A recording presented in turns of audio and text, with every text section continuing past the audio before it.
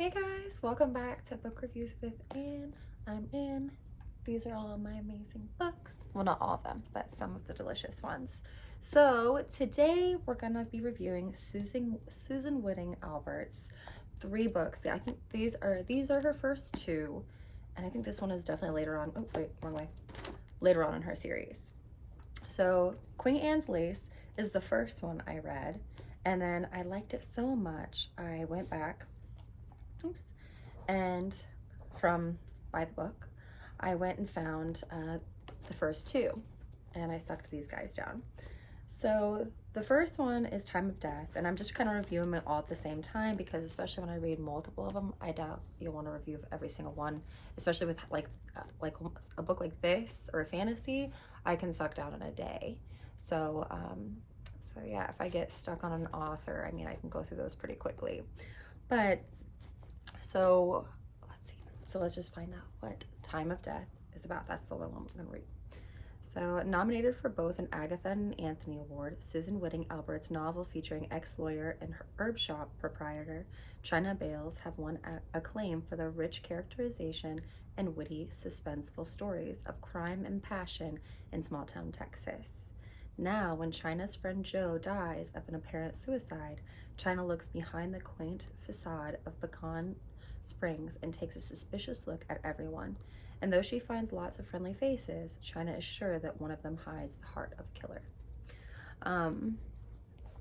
So disclaimers, and this one, so each one of them can be a standalone, or you can read them and they make some reference to the older ones. And this one, there is some mention of suicide. In each one of them, they have a little bit of a sex scene.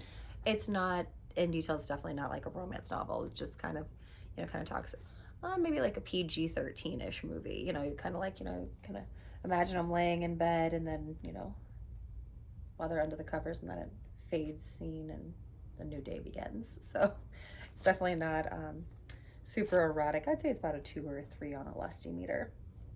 Nothing super crazy. So the first one was written in 1992. So whenever it was published, I don't know when it was written, obviously. I'm trying to think if there was anything else. What I like about the Queen Anne's Lace is it actually has a little bit of paranormal in it, which did not happen in the other two.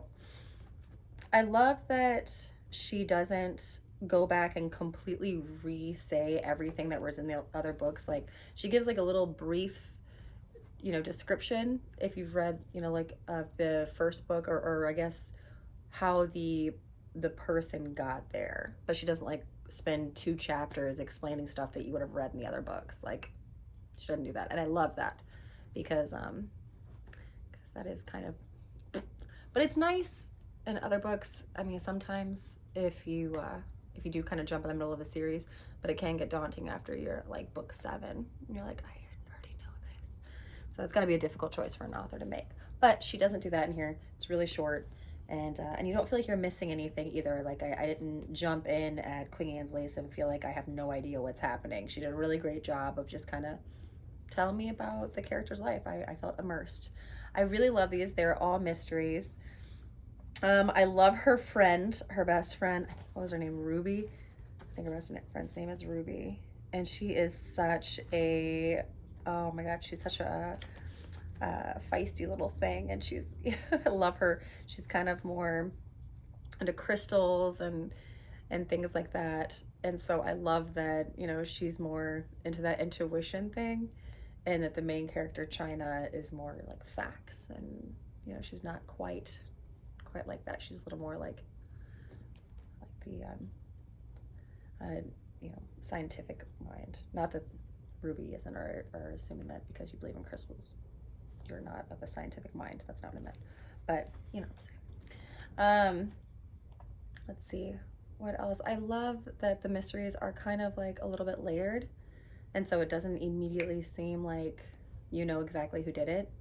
I mean, I'm sure people could figure it out pretty quickly, but I usually just go along with the story and I don't try to, pace it out. But I was like enthralled. I was like, oh my God, who did it? What's happening? There's a little bit of romance, but it's definitely, I would not even kind of put it in with a romance novel because it is so small. It's there's a love interest, I guess I could say. but I don't know if I would say that that's, you know, actually romance, because I mean, it's really just an interest. It's not. But I like that a little bit. And I like that they have a lot of reference to plants and herbs. And Queen Anne's Lace, they actually, the author puts recipes in there, which was really cool. I'm gonna have to try some of those because they do sound delicious. So at the end of the day, yes, absolutely love these. They're a ton of fun for a mystery. Loved it. So now I think I'm gonna have to, the only problem is that I'm gonna have to go to another used bookstore because I bought all of them from the one that I went to, and I need more. I'm out, so I need to go find another used bookstore to find more of her books. Otherwise, I'm gonna have to have them shipped here from either Thrift Books or Amazon. And I was really sad that I didn't have more. So, alas, I think it's every book lover's, you know, worst nightmare when we run out of our books that we're reading. And then I'm like craving something like it, but I don't really have anything right here. And then like, I kind of want to read some of my other mysteries, but I'm not sure if they'll give me the same thrill as this one. I need this. I want more of this. So, okay, where did I get these? So the first one I was given by an amazing friend. You know who you are, and I adore you. Thank you so much for introducing me to this author. I love her. And then these other two I got from a local store called By the Book. So if you are around here in Texas, that's where we're at. Around the Houston area, come check out By the Book. They're awesome. I got these for like $4. And on Thrift Books, you get them from between 4 and 10. So I loved, well, first of all, I love supporting local. And it was awesome because I had it right down the store, right down the road. So you can get these on Thrift Books for about $4 to $10. Amazon from about 7 to 10. And then Barnes and Noble, they had the ebooks for about 7. And it looked like paperbacks for about 8 to 18. But I would still go. I think for something like this, I would go to a used bookstore, or Thrift Books would be where I would go personally. All right. So if anyone has any good mystery novels, or if you've read this whole series and you have like a favorite one, let me know so I know which one to jump to. And other than that, I hope everybody has a great day. Thank you for watching my video, and like it if you would like.